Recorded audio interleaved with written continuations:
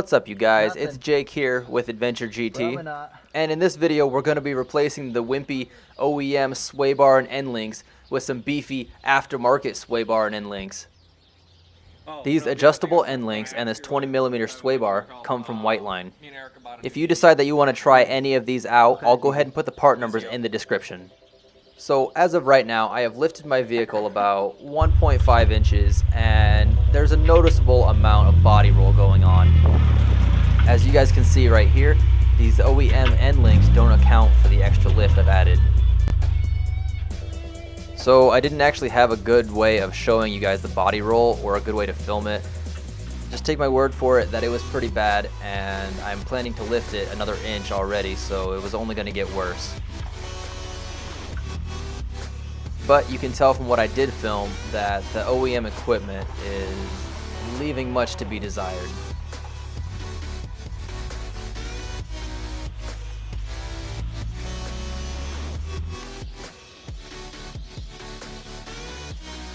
So not only are these OEM sway bar links too short, but they're all worn out as well, and you can see the rubbers are already cracked and ripped, so it was time to replace them anyways.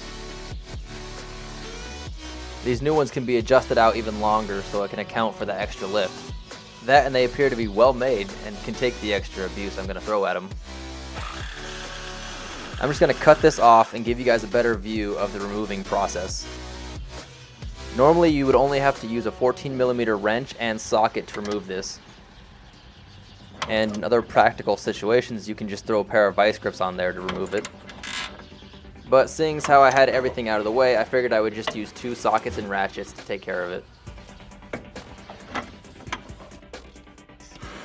Unfortunately, this is an old rusty car. Just remember that heat and leverage are your friends.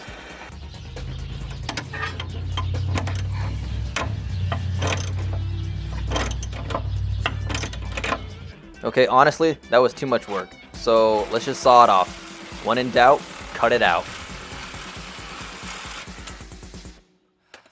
We have no reason to save this, so we're going to cut the other side too.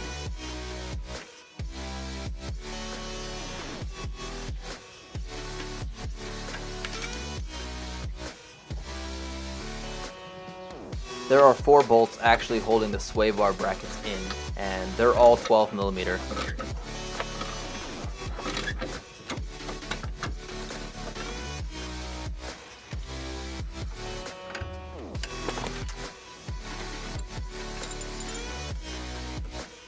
Alright, once we get that last bolt out, we can remove the brackets and we can pull the old sway bar out.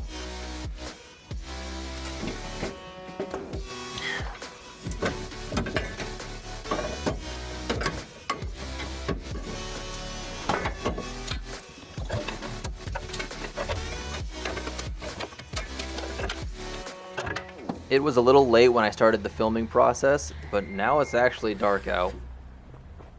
Lucky for me, I have something for this exact situation. Baja powers, activate. Alright, now we can actually see. You know, on second thought, I'm just going to turn the lights back on.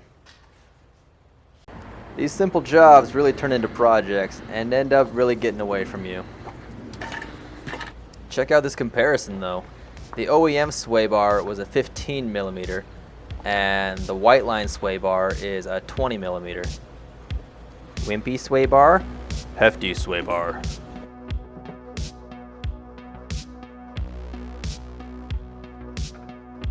So next we're going to go ahead and slip the new bushings onto the sway bar. They're especially designed so that you don't have to add grease to them. There's just a little split right here, and that lets you slip it onto the right position.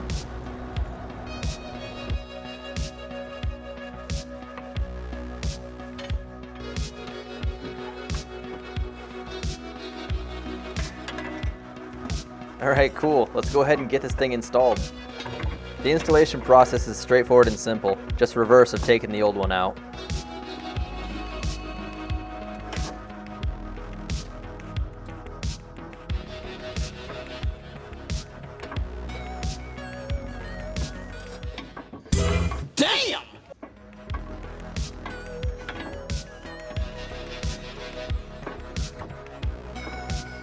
Just get everything lined up, reinstall the old bolts, and tighten them down.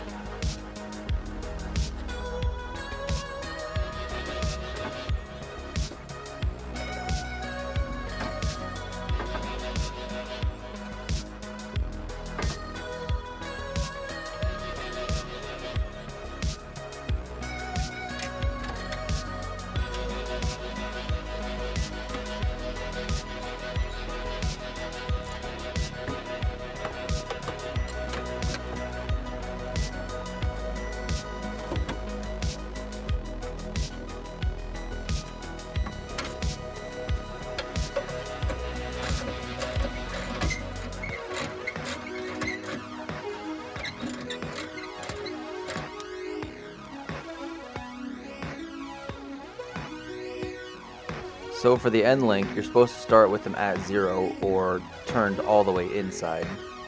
Then spinning this inner barrel nut or sleeve, you can push both sides outward and make your adjustments as needed. With the remaining outside nuts, you spin those down to lock it in place. Oh, they also come with these washers. This sway bar has some adjustable settings, and the instructions say the hole furthest away from you is for soft settings and to start there, and the hole closest to you is for stiffer settings.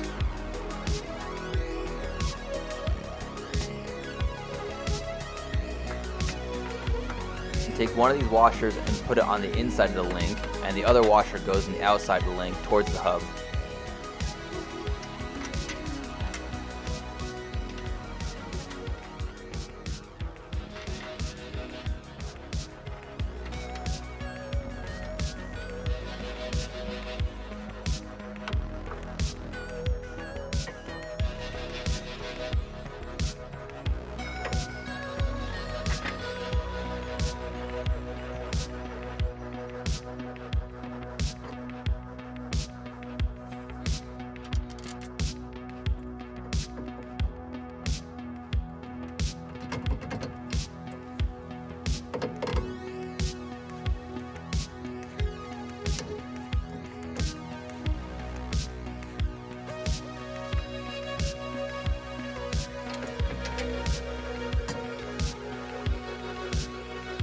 The supplied nuts are 17mm, so you're just going to need a socket or a wrench to tighten them down, although I had to add a vice grip to the inside of the shaft to keep it from spinning.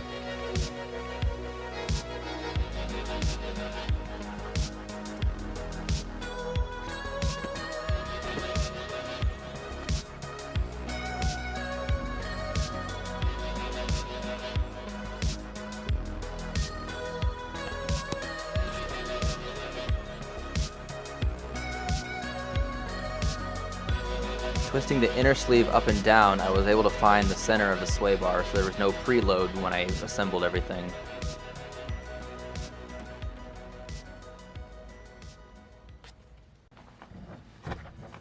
Let's give it a little bounce test to see how everything's responding.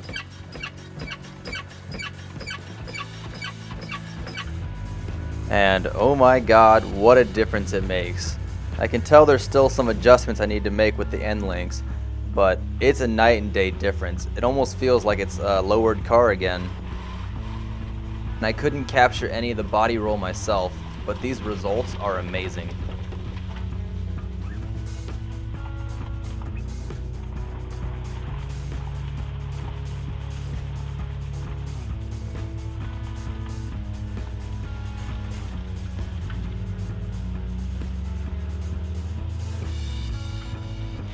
Alright guys, I hope you enjoyed this video. If you want to see more content from me and George, please help us out and subscribe to the channel. Thanks.